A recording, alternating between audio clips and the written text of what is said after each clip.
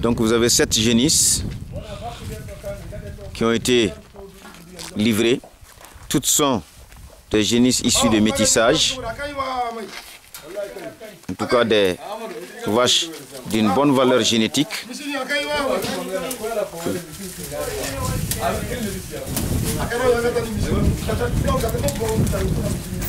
La 06660 que vous voyez,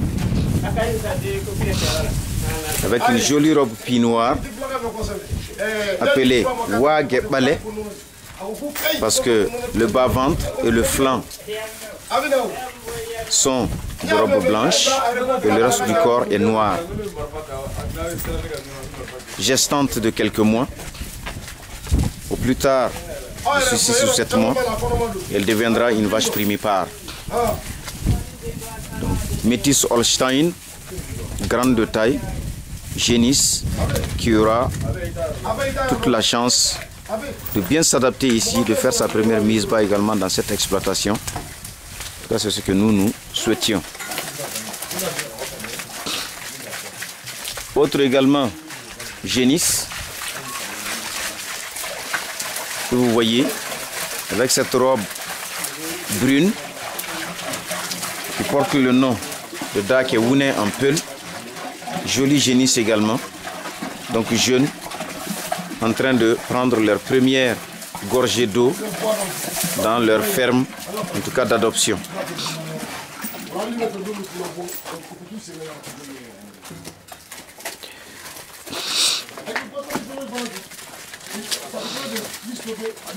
Une autre génisse,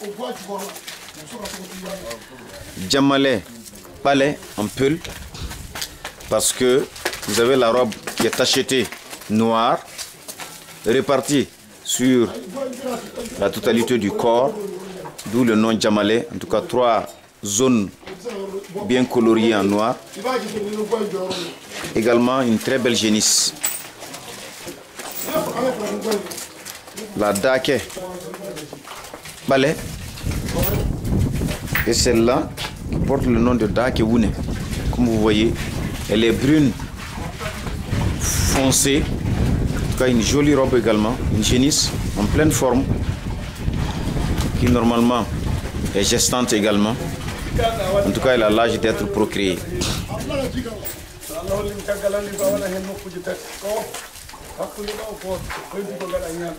Vous voyez donc un film d'adaptation.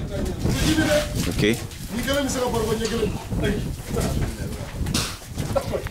Les métis peuvent donc bel et bien s'adapter à un environnement comme celui-là et bien s'adapter à ce milieu-là. Elles sont en phase de prise de repère pour pouvoir naturellement s'adapter par la suite à cet endroit-là. Et dès cet instant, on doit commencer non seulement à les attacher pour que chaque animal reconnaisse la place qui lui est réservée pour la suite, et également les habituer à la manipulation de l'homme. Cette conduite d'élevage, cette familiarisation de toute façon à l'animal et l'animal à l'homme est également une clé du succès dans les exploitations d'animaux auxquels on va demander de la performance. Nos races locales produisent entre 2 et 3 litres de lait, 5 pour la plupart, en tout cas pour celles qui sont bonnes. Et vous avez ici des animaux qui ont un potentiel de 15 à 20 litres de lait par jour. Restent les autres éléments de l'exploitation. L'exploitant lui-même, qui doit non seulement se donner les moyens de bien loger les animaux, c'est le cas. Maintenant, de bien les nourrir avec suffisamment de fourrage et des concentrés, apportant non seulement l'énergie, l'azote, les vitamines, les minéraux nécessaires pour l'entretien des animaux, mais également pour leur gestation et plus tard pour couvrir les besoins de production de lait. Une machine a beau avoir de la performance, les conditions d'entretien seront nécessaires pour la réalisation des résultats attendus.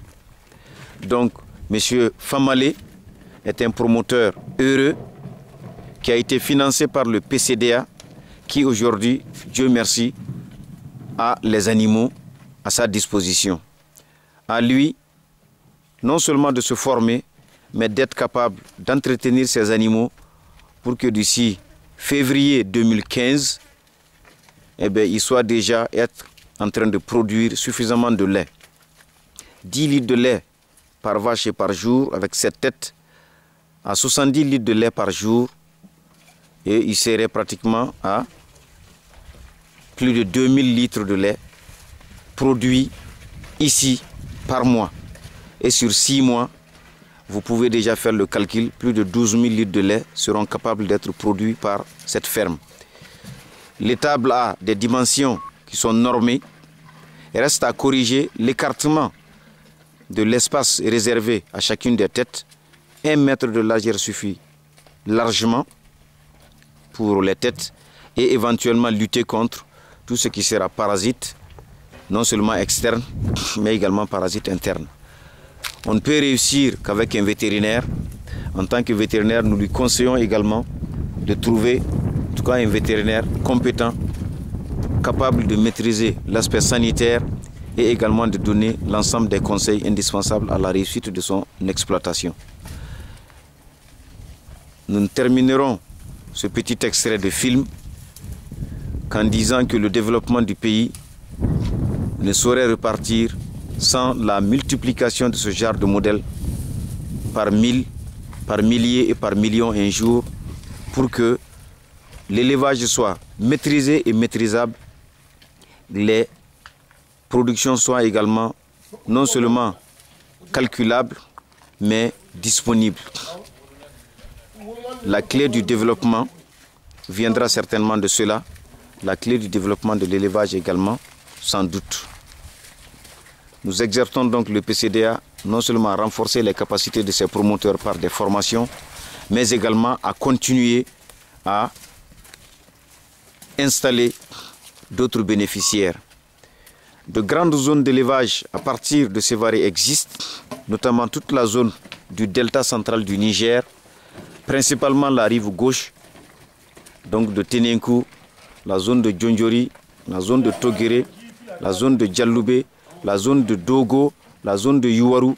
Tous ces espaces méritent ces exploitations modèles et surtout l'aile de multiplication.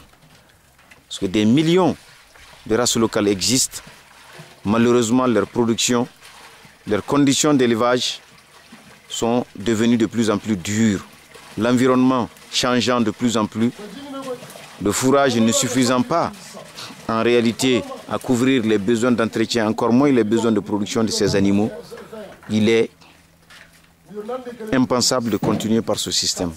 L'amélioration donc génétique est un outil d'amélioration de performance.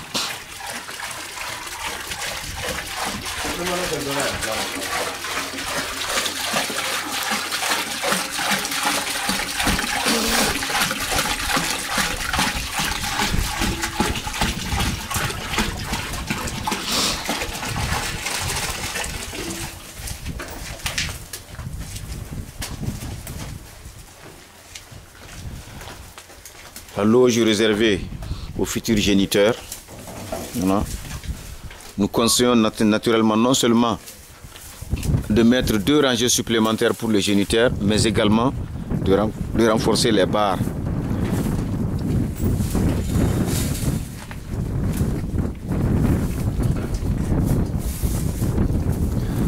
Le stock de fourrage, 60% de la ration sera constituée naturellement de fourrage. Ici, vous avez du bourgou, Echinocloa stagnina, de qualité moyenne. La qualité supérieure se trouvant dans la zone principale du delta central du Niger.